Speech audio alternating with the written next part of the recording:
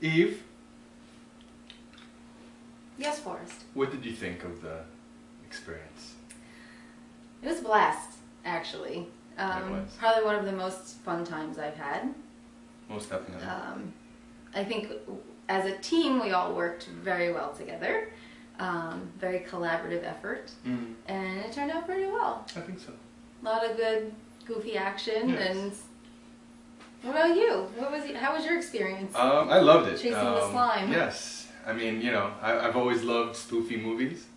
I think this was a great adaptation. I think the lines were great in terms of, you know, how corny or real they could be.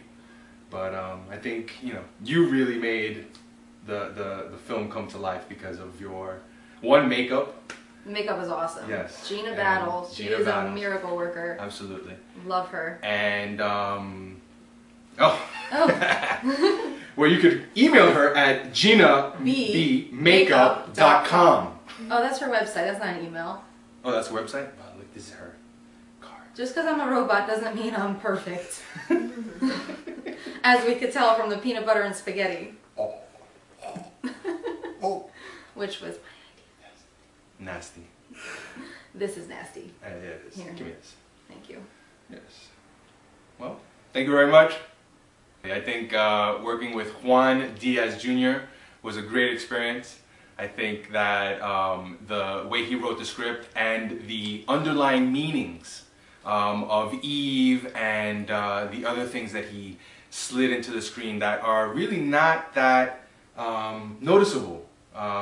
You know, you really have to pay attention to the film and really understand where he's coming from to figure out, you know, his idea and his adaptation to what he wanted to do.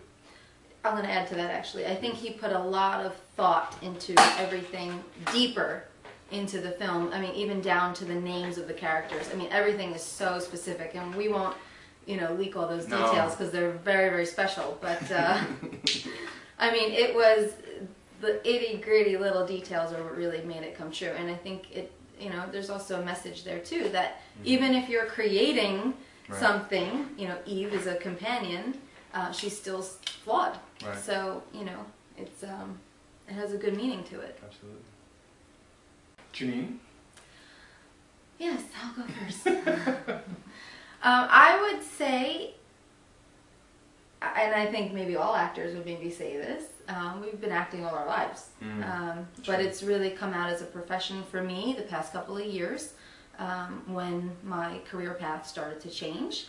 And I was able to really dive into the things that I loved, my passions, my creativity, and I just kind of ran with it from there. But I have been training for a good 8 years, on and off, you know, but for the most part, more full-time over the past 2 years.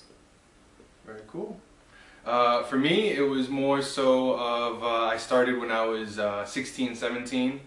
And into college years, you know, 19, 20, and I actually left it behind when my corporate career started.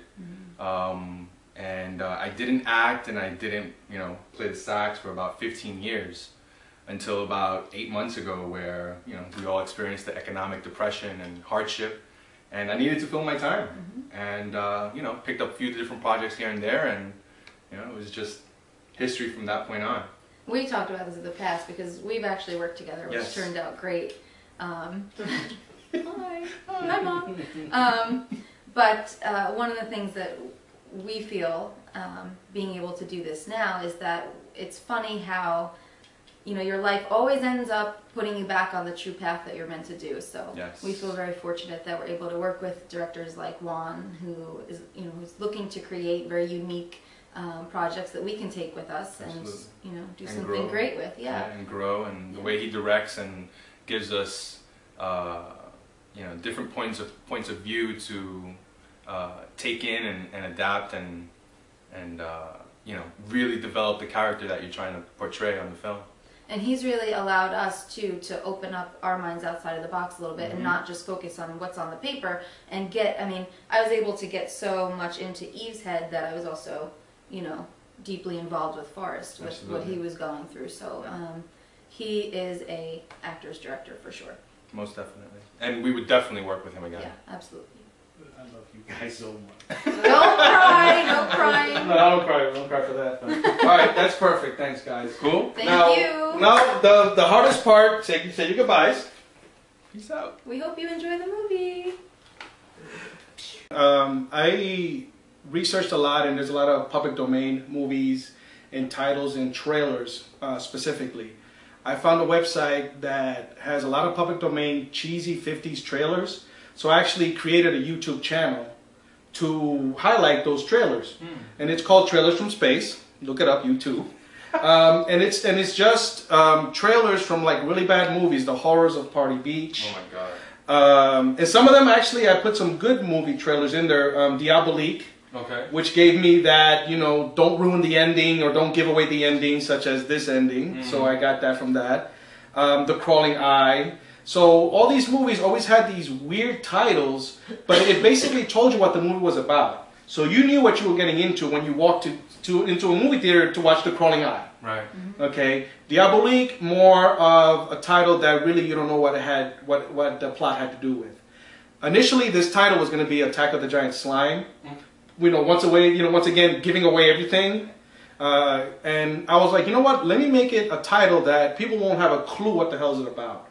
So when the creature's having the conversation with the professor, when he's talking about the doorway, I said, you know what? That's a nice title, because somebody looks at that title, they'll be like, what the hell is that about?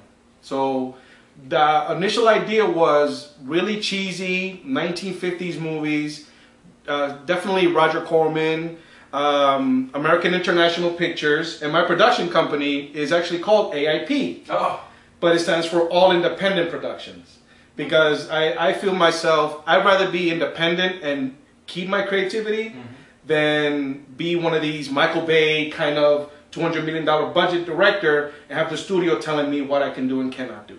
So I'd rather do this for the rest of my life, being independent. And I'd rather keep my actors happy than having to have people burn bridges because, well, you know, the director didn't shoot me this way. Maybe the director didn't have any control. So I'd rather stay independent. Cool. But that's where the idea came from old cheesy 50s sci-fi monster movies where they grab whatever they can to create a monster. Right.